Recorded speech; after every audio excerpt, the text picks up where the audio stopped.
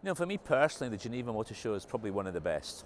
It's kind of a neutral territory, and it allows all the car makers to kind of battle it out there on equal terms, and I actually quite enjoy that. It's also a very special place to come. It's a good size, so for me it's one of my favourites.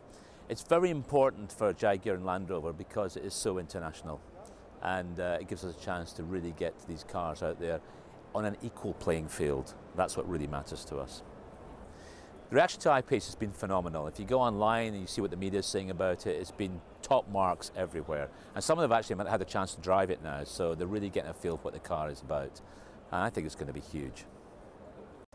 So for most of the Pace family, they're internal combustion engines. You have a motor, you have a gearbox, and you have a lot of mechanical stuff inside. So the shape is determined by the mechanics of the car.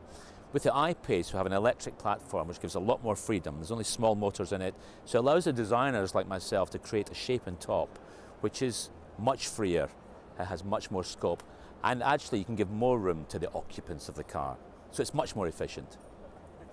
But the one biggest challenge with the I-Pace is because you start off with a clean sheet of paper with a layout we've never experienced before, you're not quite sure where it's going to take you. And you have to be very disciplined to do the right thing for the car. For instance, it's got a small bonnet on it. Jaguars usually have long bonnets. It's got more cabin space inside it. You know, so these are challenges that we have to get used to, but they're good things to have. And the opportunity is the freedom you've got when you design it. It's fantastic. And it's really a template for the future.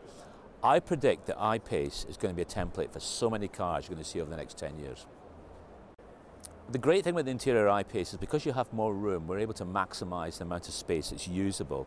We worked hard to make the incidental space usable. Like the centre console has got more space in it. The door pockets have got more space in them. There's more leg room. And there's even space under the rear seats because there's no petrol tank. So it's really about usable space. That's the great thing about the interior. The other thing is we didn't opt to put a great big touchscreen in it like so many other people are doing. We've broken it down to small segments so they're much easier to use. So you have major controls, minor controls, and rotary controls that you can feel and touch and interact with while you're driving safely. So that's very important to me. We have that haptic feel with rotary controls.